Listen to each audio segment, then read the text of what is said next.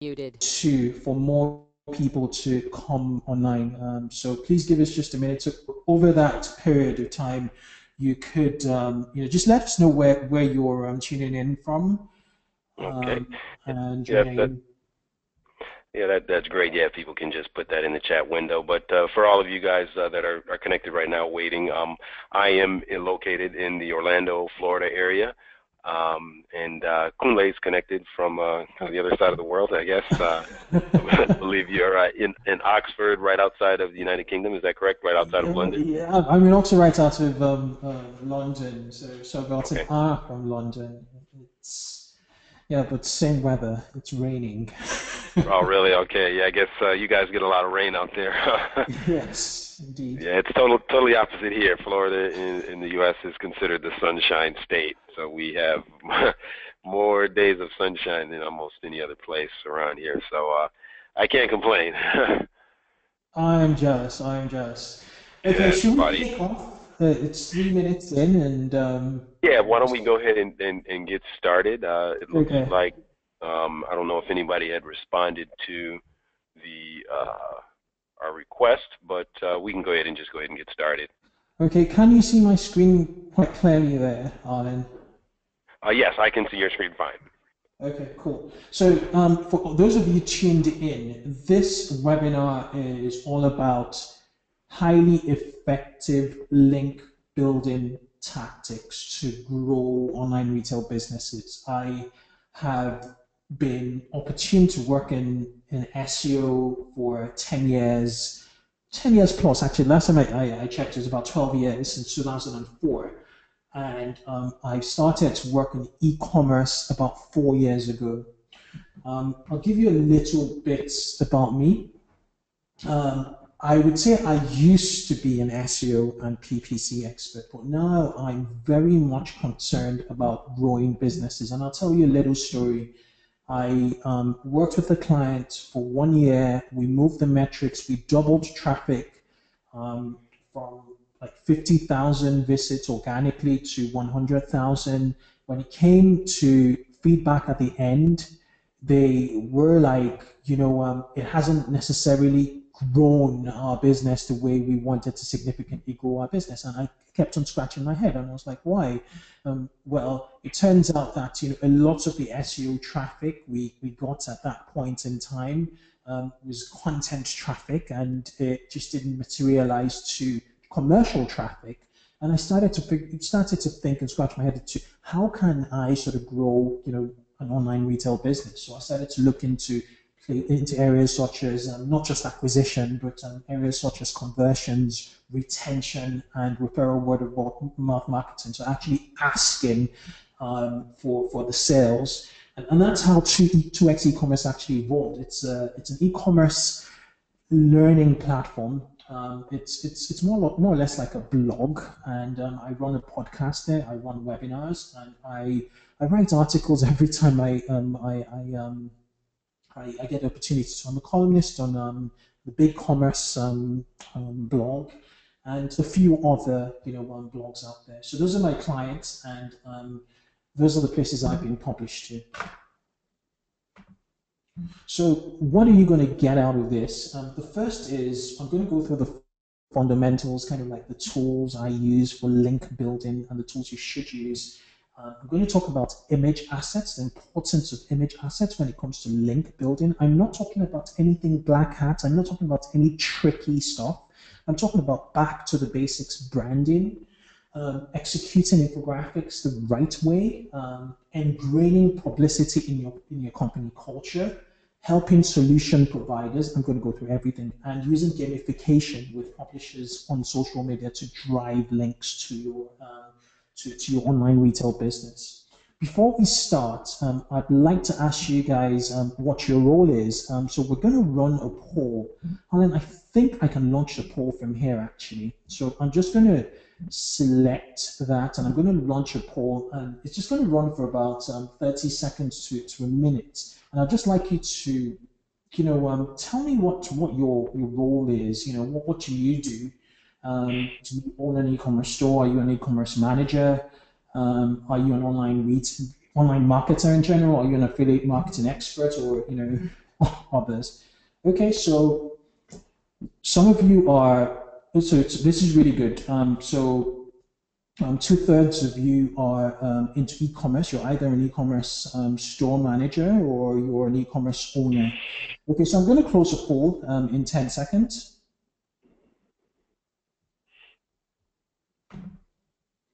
Okay, so those are the results. Okay. Quite interesting. So it's pretty much split, right? So I would be talking in context of e-commerce here. Okay.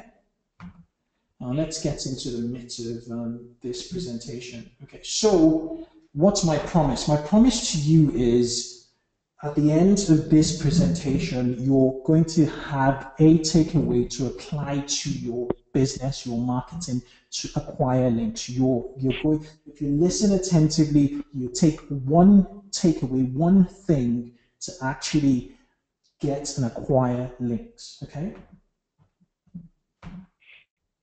Right. This is the kind of shit that does my head in, right? I got an email from somebody from some SEO company representing Aweber, saying, "Hey, my name is Charles, whatever. I'm reaching out to you on behalf of Aweber and would like to thank you for mentioning Aweber in your article, blah, blah, blah, blah, blah. Could you please link to Aweber with the anchor text, Aweber email marketing?" Like, I'm going to do that, right? Some of them have success, but this is crap SEO. The reason why is the odds are so stacked against you, and I'm not going to talk about stuff like this. It sucks. I want you to change your link building mindset, and by that I mean stop thinking about tricks, hacks, cracks, just small stuff, and let's start to have a big picture, brand building mentality. And by that I mean, rather than even thinking about link building, I want you to think brand building. How are you going to build your brand online? In that way, when you build your brand online, links become a byproduct, right? How are you going to establish relationships that build that? How would you represent relationships, right? That would represent, that eventually would sort of manifest themselves online as links. How would you build content assets that will naturally attract links and conversations? How are you going to get your brand out there? Some of you say you go to Shark Tank. Yes, that's a nice way. But you can understand a business that goes to Shark Tank, for instance. This is the extreme.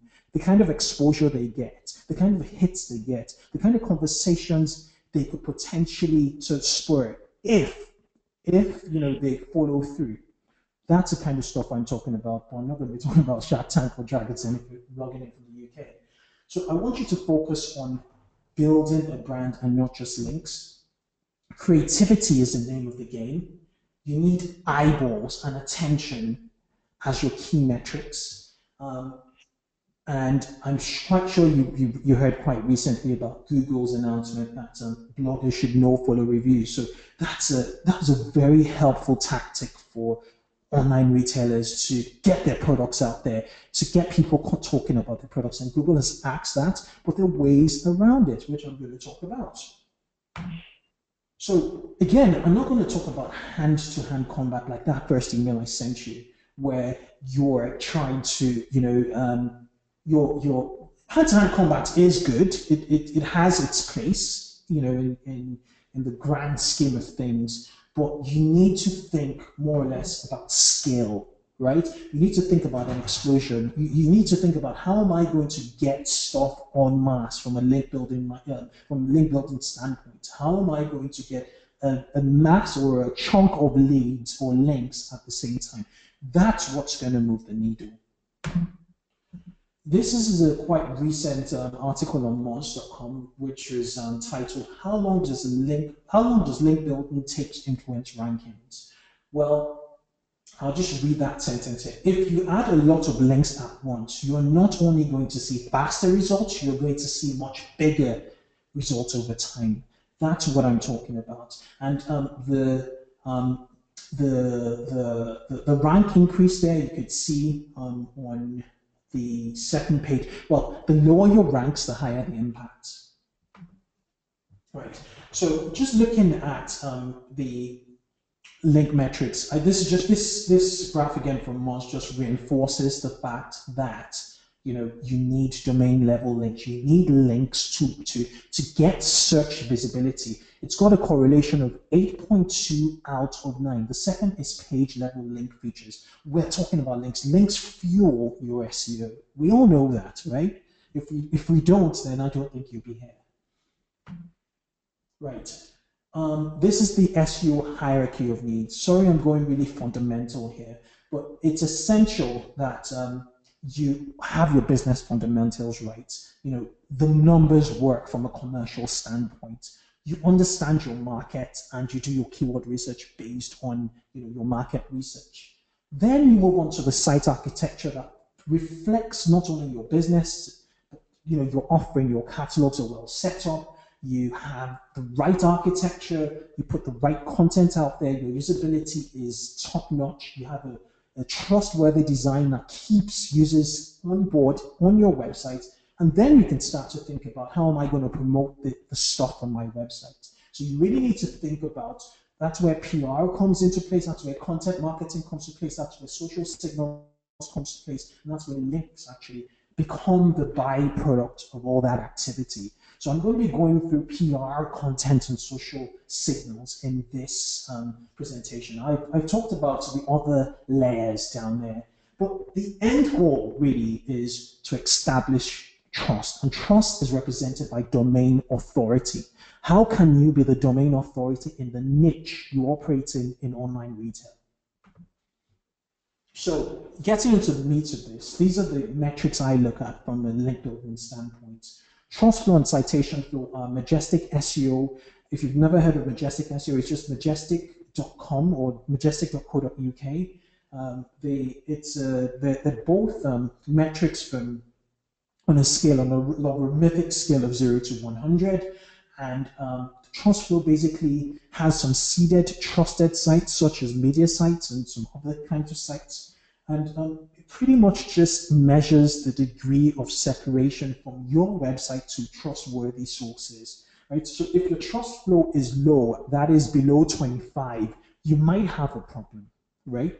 Because you might be linking to bad neighborhoods. So if some dodgy SEO, black hat SEO comes over to you and says, hey, I have a blog network we'd like to sell to you,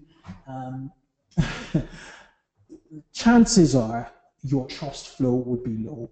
And in the long term, it might affect your SEO, which means you're not building a long-term business and track from an SEO traffic standpoint. Citation flow basically measures power and authority. Same thing with page authority, but at page level, domain authority for your entire domain. Most rank again is a popularity score, and most trust is similar to trust flow.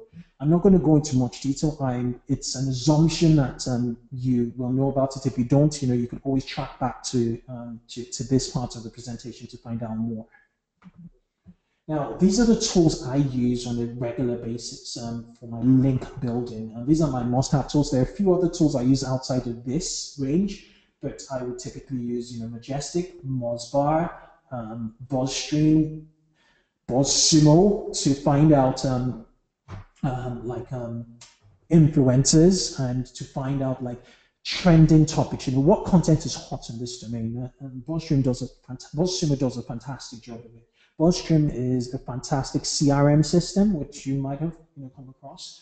And Google obviously is my central point of reference. But more recently, I started to use URL Profiler, which really streamlines a lot of the assessment of domains and URLs. So say, for instance, you're trying to target mommy bloggers and you have a list of 100 websites or even 1,000 websites. You can throw all 1,000 websites into URL Profiler and it gets you all the metrics I was talking about in the previous slide, as well as several other metrics such as social shares, followers, and sometimes even the email addresses. So it's quite a clever tool, URL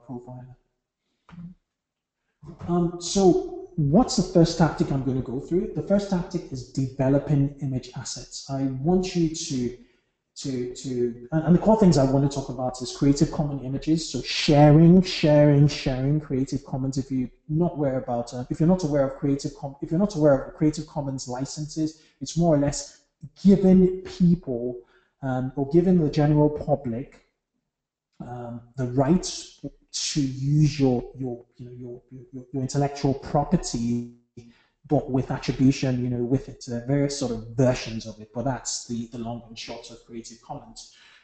So I'm going to talk about image assets. How do you develop image assets that eventually help your brand and attract links? So I'm going to start out with this. This is back in 2014. A chap by the name of Ron Amadio. He was the editor of ARS Technica, and he pretty much put this together just when the iPhone 6 was launched, right? He was like, okay, I'm not very happy with iPhone 6. I'm going to knock this up together in Photoshop, and I'm going to compare it to the Nexus 4 from a spec standpoint. And the impact of this, just the timing of this simple image, which he clearly said he had a little bit of time for, a little bit of spare time on Photoshop, got, wait for it, 4,410 plus ones on Google Plus and 3,115 reshares.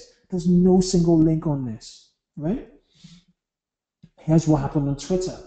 17,600 retweets and 8,050 likes, on Twitter, right? Now, if you upload that photograph into Google, right, and you just type out iPhone 2012, iPhone 6 2012, what you're going to see is so much coverage. So 9,700 results on Google for that photograph alone. That's an image asset. And guess what started to happen? People were scared to use the image without actually attributing the source, because the bigger the media platform, the more they don't want to get themselves into trouble, using non-copyrighted, images. So FHM, Forbes, Etsy, all these platforms actually cited that image and, wait for it, they linked to ARTS, to the chap's website where he was an editor. So the impact, the net impact of one piece of content, which was put in less than an hour, got such results. Now, this is another one, more recent. Some of you 2 weeks ago must have heard about the Panama Papers, the tax haven thing, where people were hiding money in the British Virgin Islands, and the people were hiding money basically. And Forbes at the moment is working very closely with Statistica on their SEO on the background, and what they're doing is they're getting Statista.com to put together trending images and infographics, very simple, to cover certain stories, right? So that is it, and you need to give attribution to either Statista.com or Forbes. Very simple infographic, and that's got some links.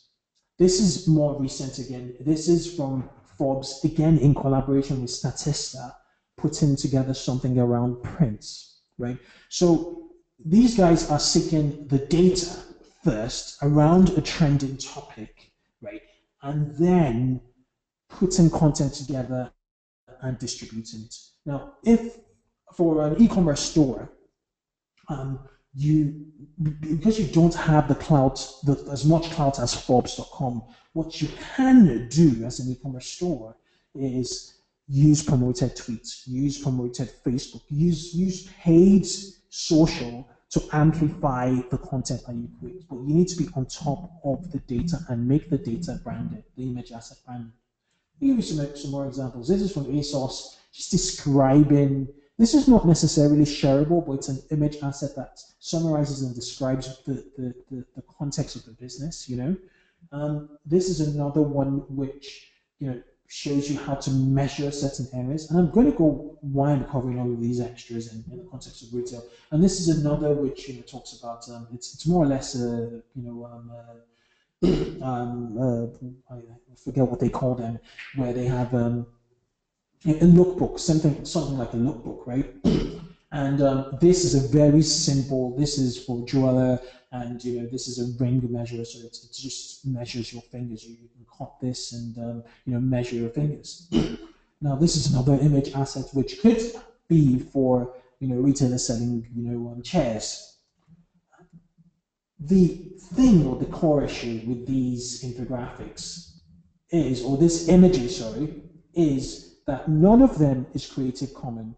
And the thing is, if they were to make it Creative Commons, by the way, this is how you tag a Creative Commons image on the background, right, in your HTML. So you just tag it, it's a tag in the href tag, and then you just put license href equals Creative Commons, and the instructions there. You could Google this in wiki creativecommons.org.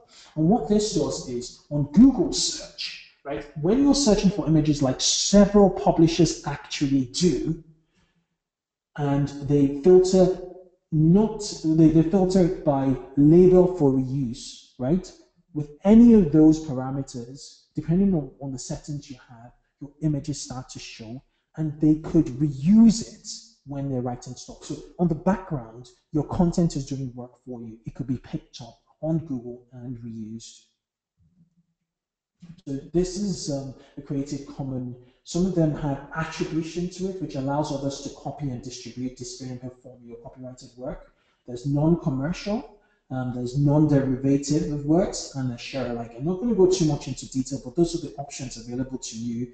When you're creating your image assets, make them available to all. Don't just hold on to it, right? Be free with it.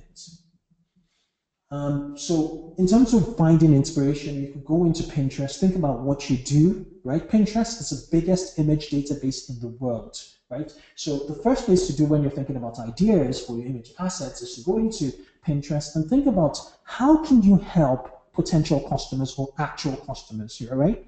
The best thing to do is so if I was into makeup, it'd be how to makeup, and then it would bring all sorts of images which would give me ideas as to what kind of image assets I'm going to create, right?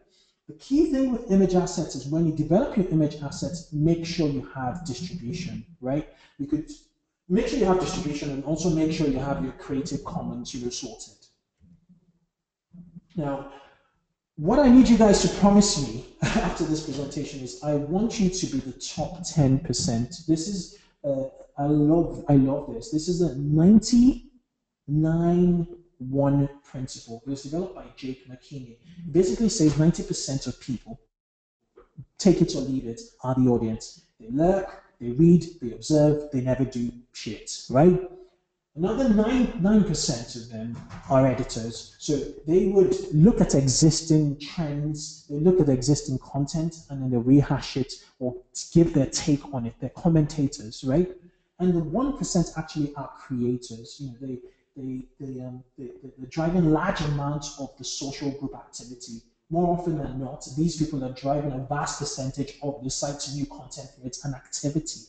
So I want you to be either that 1% where you're creating or 9%. 9% would do. If you're editors, it would do, right? But you need to be part of that top 10%. You need to start producing. You need to start broadcasting as e-tailers. You're not just selling anymore. If you're selling only on Amazon or you're selling on eBay, then you don't need to create content. But once you have real estate on the web that sells, you need to create content on the side. And it doesn't have to be long blog posts. This is where a lot of people just get content marketing right. I'll tell you something about where you actually need long content. It's for your buyer's guides, right? If your buyer's guides are the best in your industry, Google would rank your buyer's guides. However, if you're looking for SEO, quick SEO, it has to be down to images, right? It starts off with images. The leverage you build from images and the scale you can get from images, and it is better than any other source. And the other thing you need to bear in mind, really, with regards to images, is you will fail. You need to trial. You need to have an experimentation, culture where you experiment. Sometimes it'll work. Some image formats, you always learn. Okay. Right. So these are the takeaways I've just said. Keep it simple. Use paid distribution. make sure the image assets reside on your website. See the images, on social. Remember to use Creative Commons licenses. Keep it factual and simple.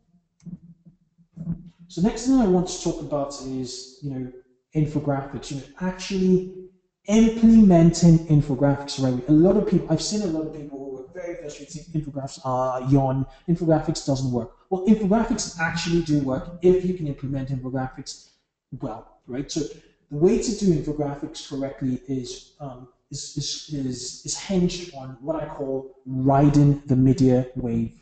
You need to ride the media wave. You need to go deep in research and be bold to aim high. Okay? So by riding the wave, I mean you need to look at trending topics. Don't just look insularly and just look at your industry and say, well, since I sell tables, I'm going to talk about that. I'm going to put an infographic about, the evolution of tables. The challenge you would have is promoting that. Unless if you do something really off the edge, you have a really good designer and you have something different to say, that wouldn't necessarily fly. You need to look at trending topics and then design infographics around. And this is how you do it. This is an example of what I worked on with a client back in 2013. The PlayStation 3 had just come out. It was released on the 15th of November 2013, if any of you recall. And basically, we put together this infographic based on a timeline. It was well timed. It was like 5 days after the release of the PlayStation 3. And guess what we did? We reached out they're a technology company. So it was thematically related. We reached out to all the gaming platforms. And we got so my outreach was about to 250 blogs and websites. And we got 5 major publications covered.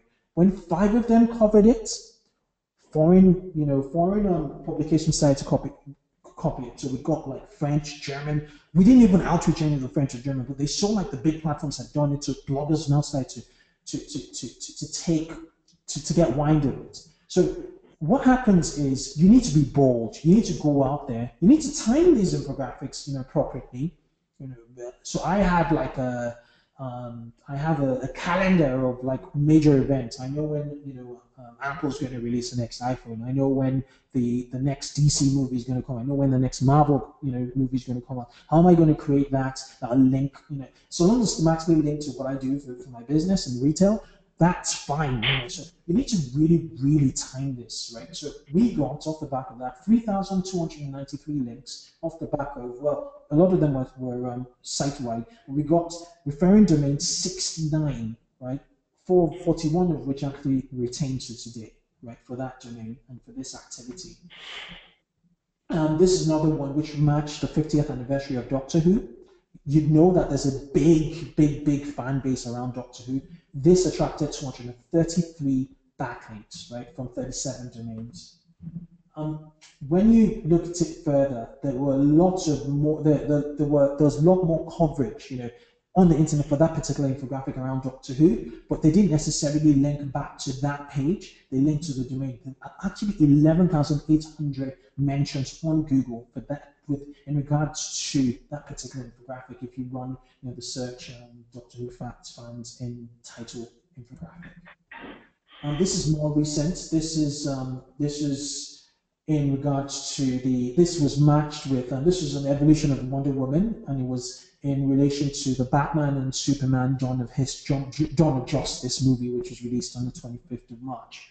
Again, all those publications have written about this infographic, right? If this infographic is about Halloween costumes, and if they were to put together an infographic around maybe the top 50 Halloween costumes in 2015, I don't think they would have seen that much traction. They thought about what topics are trending on the outside and how can we create content that matches content on the outside. These two, that was well timed. That I was behind the campaign there. We got hundreds of links as evolution of the iOS. If you just type out evolution of iOS, you find that infographic. We took down TNW, who had a very detailed, report. We just We killed it in regards to the coverage. That's another one from Downtown Abbey, the Downtown Abbey effect. Because again, if you time it when Downtown Abbey is about to air on TV, the media, the press they're looking for stuff to cover. And, with major trends that are already trending, you can provide them stuff to talk about. The psyche of an editor or of a writer for a top tier publication is that how can we, write as little but as deep as possible? You provide them with something very detailed. All they need to do is put 2-3 paragraphs around it, and they have content. Okay. This is another one where they went really detailed, and that earned them a link from Mail, mail.com. Mail is it dailymail.co.uk, which has a very high domain authority. I think it's got like a 70 or 80, somewhere between that domain authority. I'm sure it was very well worth it. And behind that is a sale of the very poster. So they did a lot of PR and they went bold. Now, what I would do about something like that if I was you is I'd look at the people in Daily Mail who covered this, and I'd hunt their email addresses with them. A tool like Rapportive. There's I could see Stacy Livertor and I could see Victoria Williston. Okay, so in terms of hunting for ideas, you have Google Trends, you have Trends Map. You could use Twitter trending on Twitter. You could use also Facebook Trends. Facebook Trends is really, really good to finding trends. And you could even use BuzzFeed, their trends and the trend page. Okay, and what I also do for hunting for ideas is I just set up a Google alert. I just put in an infographic. I get an alert every day, every single day. That's how I set it all up. And I just see, oh wow, entrepreneur.com actually picked up this infographic by LinkedIn. I register that, and I know what kind of infographics actually work, on the major domains, right? Daily Mail covered that. Okay, that's interesting. Okay, that's quality of infographics. That's a quality I need to strive for. Who designed it? Okay, so infographic mistakes I make. I see people. I see, and that frustrates me is the fact that people don't think globally. They think instantly about their product and their business. They're not targeting top tier publications. You need to be bold. They're not carrying out sufficient research and outreach. Actually, they're not carrying out sufficient outreach.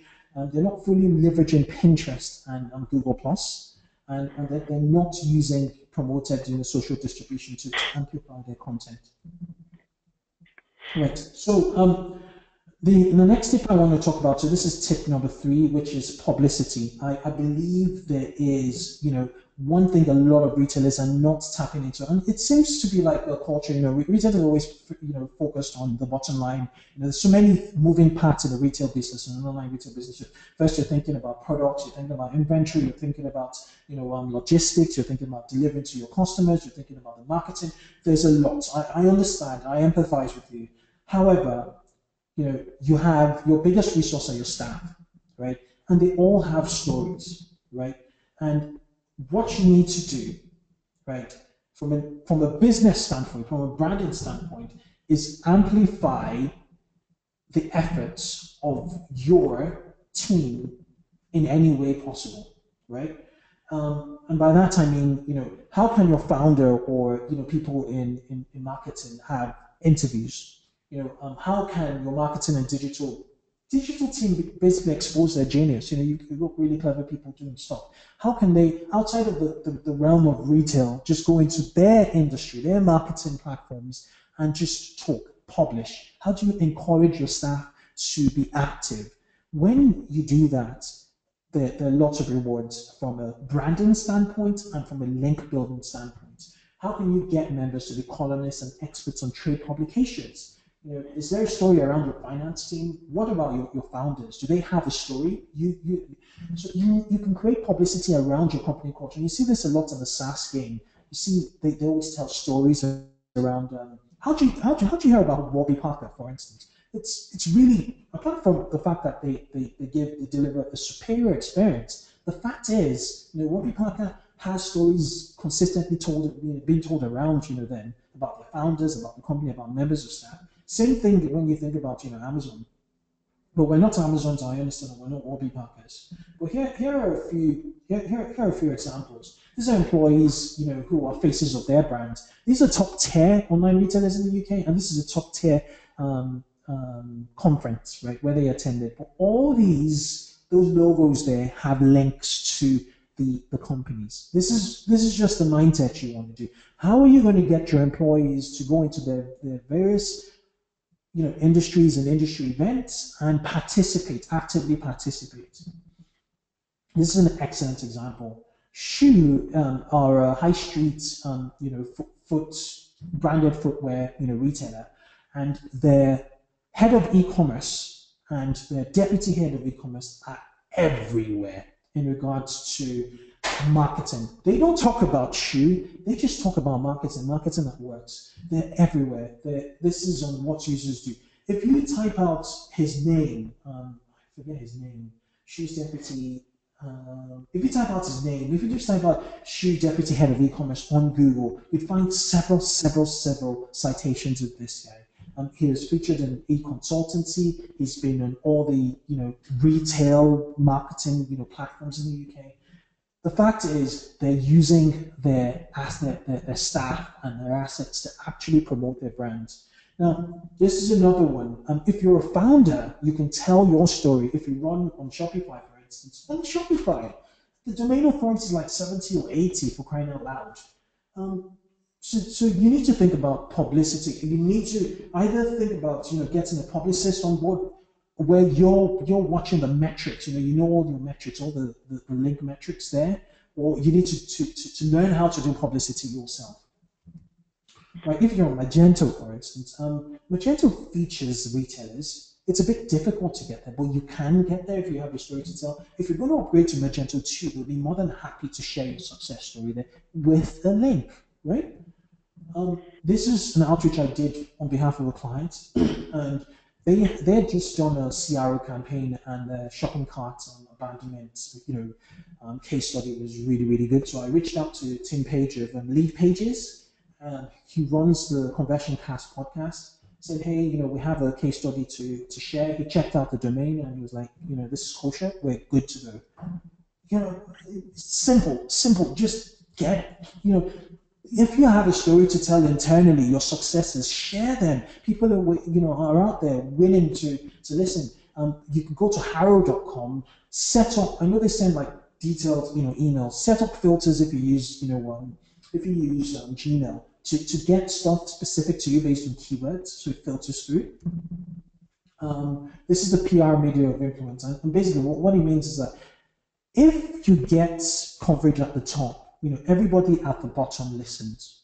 However, you could do it the other way, but you could take a bottom-up approach where you start to get local publication, you move into blogs, you then move into specialist industry publication, and you can move into magazines, and then you get national coverage. Or you could do the reverse, by going to Shark Tank, and then everybody talks about you.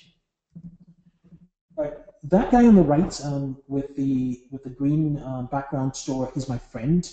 And he got coverage. He uses Vend, and he got coverage from Vend. And he didn't even ask for a link when he did this for them. He's a founder of a company, a retail company, and he got a link to his website, right? So you need to just think about all your suppliers. Think about all the people you do business with. How can you sort of get a link off the back of them? Okay, so the dividends of this is the fact that on Wikipedia actually relies on coverage. It relies on coverage in order to earn that Wikipedia listing. This site I have on the screen is called Bikini Locks. The owner Candice Gallic actually came on my podcast, and they're amazing on telling her story. She just keeps on. She's amazing she's a genius in regards to PR. And she's managed to do a lot of PR for our company, both in the marketing, both in the founding, stuff. All these are citations which earn her company, despite it just being 3 years old, the Wikipedia page.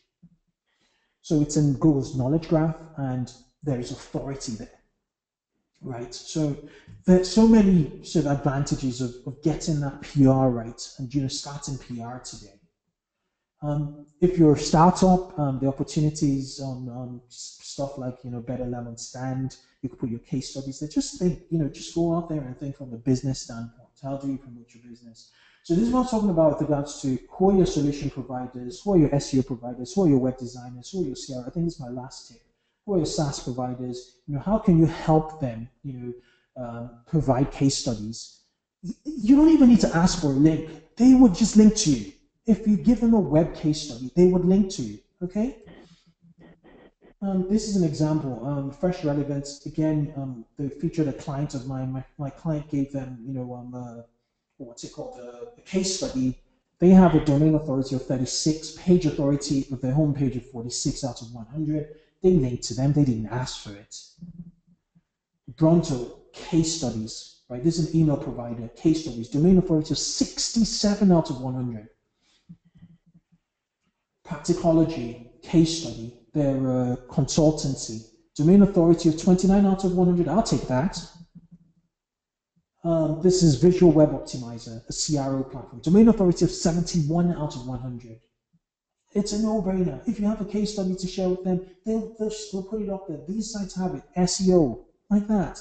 This is marketing 101. You're marketing your business this way, exposing your business. And the byproduct is what, guys? Links. So this is, if you search for this, these are examples. If you could take a screenshot of this, or, I'll share the slides, just type out that and just learn how to do these guys. Lucy Chu, owner of Black and Bianco, Roberto Perry of Scrubs Body, Jennifer Burtz, owner of Gypsy Bill, do marketing and do PR for their companies very well. If you put their names into Google, you see their coverage. They hang around a lot on Harrow. Just reverse engineer what they do. The final thing I'm just going to give you, this is a bonus, is gamification, in collaboration with your publishers. You could run competitions with publishers who always love to run competitions, right? That domain authority from Photography Blog has 67 out of 100. I'm very picky with the domain authority when I run competitions. I really like it to be like 50 out of 100. They'll run a competition. They're happy to, because it stimulates their audience. They got 67 comments off the back of that one. So you want to gamify also social media. This is a client of mine, and what they did is a retweet to win. Believe it or not, social signals help. They also expose your brand. We got 602 retweets off the back of this. I love this. This is done by DIY.com. They put together an infographic, and then they gamified it by saying, you could win a £100 voucher if you share on social, which is quite clever for an infographic. And affiliate marketing, which Arlen is going to talk about, if it's done the right way with the right networks, with the right partners, if you can implement affiliate marketing properly, that's a way of getting links passively. So just rounding up, I hope this is my promise to you again. I hope you've got some takeaways off the back of this. And I just want to say before I leave, I am running a private masterclass on link building at scale, where I take you through the step-by-step process I've taken in the past to acquire links at scale. It's a systematic approach to link building for acquiring links en masse rather than one-on-one, combat. I want you to get it at scale, to get a chunk of leads or links, build your business. And basically, I'm going to talk about these 6 points where how to scale as a respected broadcaster, building support network, gain it to chain it. These are all my concepts, gain it to chain it, image assets, automating your PR outreach, and sponsorship. If you're interested, just head over to courses.2xecommerce.com. I'm giving you a special offer. It's link scale 30. Just use it at checkout. Link scale 30. That's a link scale 30 at checkout, and we'll take 30% off off it for you. You pay $279. It's due to start next week, Friday, I believe. We're going to run 3 live classes every Friday. at about this time for 3 weeks. Two 2 hour long courses and one 1 hour long course. So yeah, that's it. 5 hours of me teaching you how to do this stuff well. Okay, I hope this has been of interest and of use to you. I would hand over to Arlen right now. Arlen.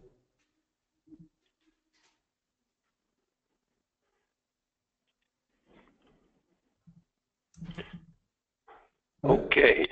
Yes, I am here. So thanks a lot, Kunle. That was a great presentation, and we appreciate all of that useful info.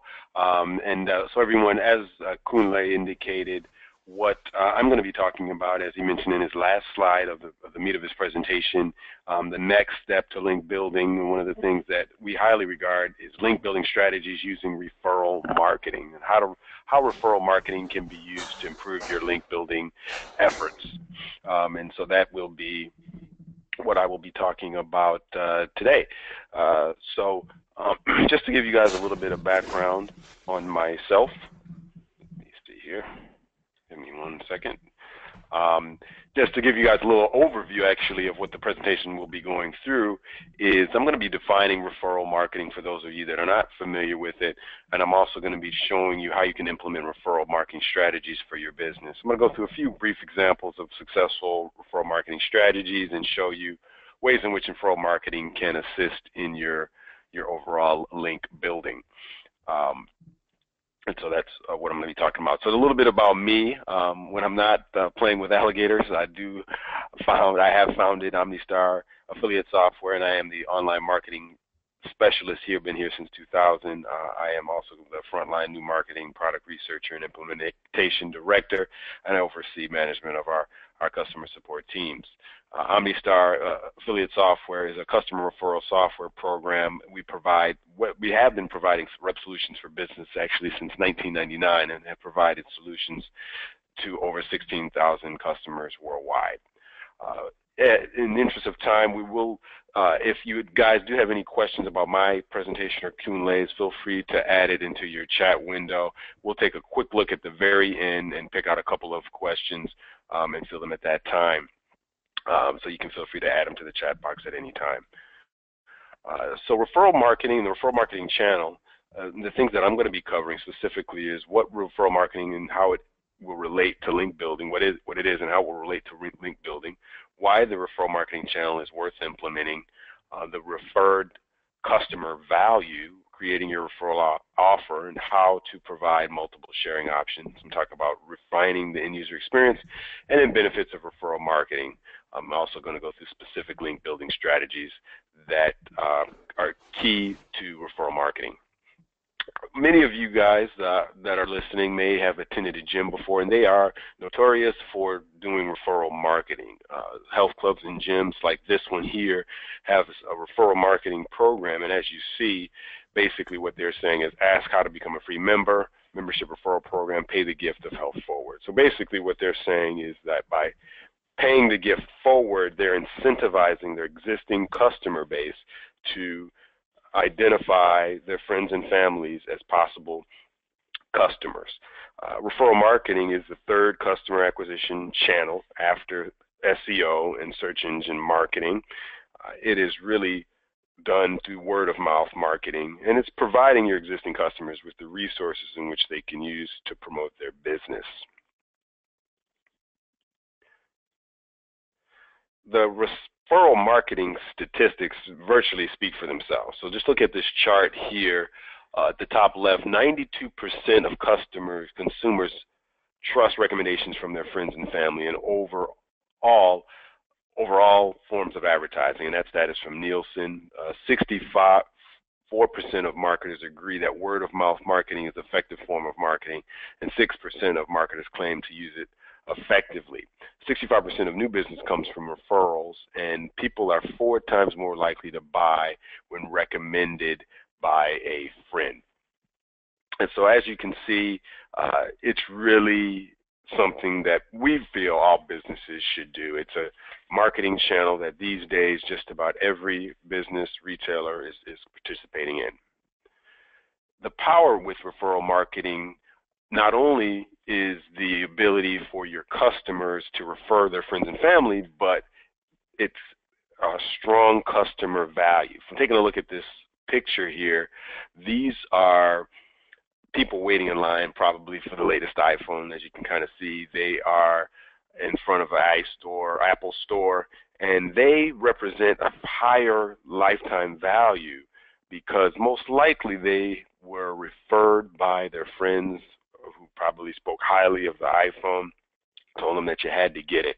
And once you get into the Apple's ecosystem, you're pretty much hooked on. And as you see, these are some loyal customers that will wait in line for hours upon hours to get the latest device.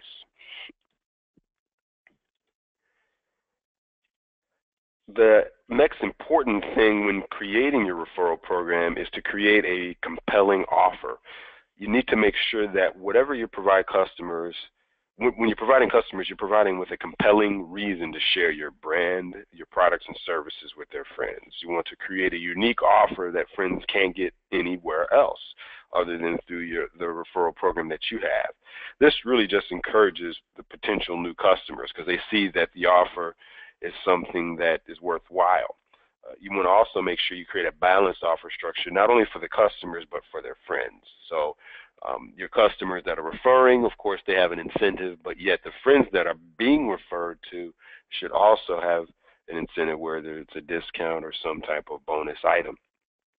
And be sure to test and optimize your efforts to find out which one of your offers is more appealing and how they really convert over time. Here's a little example I wanted to share. This is actually a page from Airbnb. They have a great referral program, and it's pretty straightforward. As you see, you go to their page, and it shows that you can go anywhere and stay for less, earn up to $100 for everyone you invite. Really straightforward. All you need to do is add your email address, and then you immediately have a link that's generated here. As you see, it shows that you can share it across Facebook and even Twitter. You can probably even just cut and paste this and share it any way that you want. So very straightforward. You can also invite contacts from Gmail contacts and import it. So very clean, clearly explained, and you really see exactly what you need to do. Promoting your program really involves you reaching out to people in key touch points. You want to make sure you reach out to them via your email lists, inform them through social networks, announce that you have a referral program on your order confirmation page and or confirmation emails. Be sure that you notify your users even through exit intent pop-ups. So as people are leaving your site, a lot of times these days with e-commerce sites, you'll offer a discount, but consider on certain pages offer them access to your referral program, where they can get an immediate gift if they join, an immediate discount code. So just another way, excuse me, to incentivize them right when they sign up. And bottom line is you want to make sure your promotions are clean with a clear call to action so that it's clear exactly what they are going to get. Actually, I'm going the wrong way. All right, that takes me to the next step, which is make sharing easy. This is a shot from the Evernote's referral program page, and as the Airbnb page was, this is very simple, straightforward. You can easily invite your friends, import contacts, share across social media. So very easy, very clean, and straightforward. The friend experience, on the other hand, is also very easy. The friend that has been referred, when they get their email, they see that they've been invited, they see who they were invited by, and they have an overview of what Evernote does and a clear call to action through the Getting Started button. There are some pretty clear strategies for success with regards to referral program. The bottom line is you want to make your products and services shareable and easy to share. You want to target influencers in your industry and personalize the friend experience. When I say making products shareable, you want to make sure that every single product that you have can easily be shared across social media, across email, and you provide the customers and your affiliate partners the tools to share each of the products. So you just want to make it easy for them to do it so they don't have to go through a lot of hoops. You can target influencers. Now, this upside down pyramid is a great example of the influencers that you can target for your referral program. Of course, at the bottom, the first sphere of influence is going to be friends and family. These could consist of other customers that are your friends that have purchased before, and that's the first sphere. The fans, publishers, and celebrities. Celebrities at the very top typically have the biggest sphere of influence. If you do get some celebrities that are actual customers, that's really a plus. As you see, they're at the top of the pyramid and have the widest range, the widest scope of distribution.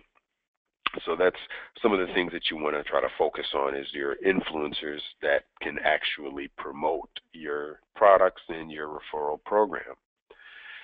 It's really, these days, it's pretty easy to personalize this sharing experience. As we looked at earlier, here's a detailed look at the Evernote page, but it can be customized. Of course, this is the referral email that someone is going to get if they've been referred by a current customer. You want to make sure that the messaging is short and to the point. You want to briefly describe the offer, make the text personal, and then indeed have a clear call to action as shown here. Now, when it comes to link building, there's a number of things that coincide with link building that you may not have even thought of with regards to referral marketing. Number one, guest blog posts. Secondly, creating a personalized page for select partners. And third, the more affiliates, the more links. I'm going to go through briefly each of these. Guest blog posting is the first thing that you may not have thought of, but is a great way in order to build your links through your referral program. Now, when I say guest blog posting, what I mean is you can approach bloggers in your industry. For instance, let's say you have a fashion site and there is a prominent blogger that blogs about women's accessories, but maybe you happen to sell women's accessories on your site. You could approach this blogger and say, I've got a referral program, but what I would like to do is be informative to your audience and post a blog post about trends in women's accessories. And it's going to be very informational. It's going to talk to your audience about the various trends in women's accessories and just point a lot of resources out to your community. But on top of that, I would like to have a link within the post that will be your referral link. So if anybody clicks on that link and then goes through to my site and purchases, you'll get a commission. So essentially, it's a win-win. Not only does that blogger get the incentive by having the link and letting you do the blog post, but that by simply having that link out there, you will be able to get SEO benefits from it. So the more guest blog posts that you have, the better. You can also create a personalized page for your partners. So let's say you have a pretty solid partnership relationship with another company that let's say they provide an auxiliary product or service that's not a competing product or service but coincides with what you do. So let's say I sell women's shoes. An auxiliary company would be a company that maybe sells women's hats or something like that, or jewelry. They're not competing, but they provide an auxiliary product. What you can do in that case is you can make them more of a solid partner by having them sign up for your referral program, giving them a specific customized co-branded page that not only has their name in the link, of course that would be like yourdomain.com and in the name of that partner, but when the customer goes to that page, they get a co-branded experience that softens the person that comes from that particular partner, so they will see that this is an offering that has been provided kind of in collaboration between the two companies. And the bottom line, guys, and Kunle talked a little bit about this, is when it comes to link building, the more authoritative links that you have, the better. So when I say authoritative links, what I do mean is Google, of course, is a little bit more wiser these days. Of course, you do need to have more links pointing back to your site, but it really counts on the authoritativeness of the sites. What I mean by authoritativeness is if you get listed on a site that has a higher authority versus another site that does not have a high ranking or high authority, that will be a lot better value to you. So if you are going to be reaching out to influencers in your industry in order for them to sign up for your referral program, that will be a great benefit. So the more of those types of links pointing back to you, essentially the better. And then when it comes down to it, after you've launched your referral program, you've gone through, made the tweaks to it, made it efficient, come up with your calls to action, made it clear for people to refer. You just want to analyze and optimize over time. Analyze the performance, the placement of your referral programs, the ways when people enter the program. Look at how effective sharing is across the various channels, email, Facebook, Twitter, etc., and continually test and optimize. You want to test the promotional placements, the ad copy, your default sharing messages, remarketing efforts, and more. And then finally, definitely test your messaging's calls to action. So in conclusion, referral marketing is really a critical marketing channel that every business should explore. It can some of the best practices and strategies, again, are creating a compelling offer, promoting the program, making it easy for your advocates to share, and personalizing the friend experience. And you also want to make sure you monitor the results and optimize accordingly. A little bit about our software. If you are thinking of starting a referral program and you don't already have one, that's what we do. That is what we provide at osiaffiliate.com.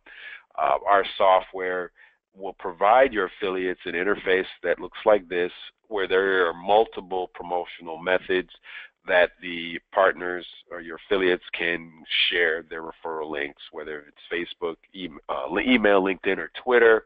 That can be easily done through a very clean control panel interface for your affiliates. They also will be able to keep tabs on their statistics, the amount of clicks that they're getting, the unique clicks, impressions if you've provided them with banners, and of course their conversions and commissions earned. That's the bottom line. They're promoting you so that they can earn a commission. And with our service, we have 3 plans, starting at $47.95 is our lowest and going up to $147. And the difference is really just based on your usage, the amount of affiliates that you have, and the amount of tracking requests or clicks on affiliate links that you anticipate on a monthly basis. But what we want to do is for everybody that has attended our webinar, all attendees who do purchase the software today will get a 20% ongoing monthly discount on any of our plans. Just to take advantage of this great offer, you can just go to osiaffiliate.com/webinar, and any plan that you get from that point on will be discounted by 20%. So that's a great deal. And keep in mind, all plans include a 15-day free trial.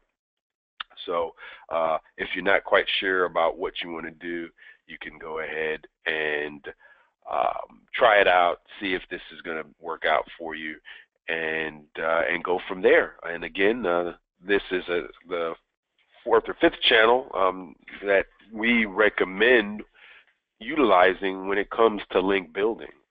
Kunle talked about the other 3, and this 4th one is a great way that I think any business, no matter how big or small, can actually implement into their overall marketing strategies. So that pretty much wraps it up, guys. We really appreciate you staying. I know we went a little bit over the hour. It doesn't look like anyone has posted any particular questions, so that's fine, because I know we are running low on time here, and we went a little bit over.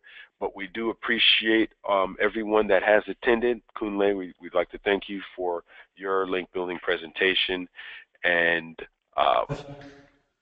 And thanks a lot for providing everything that you've done.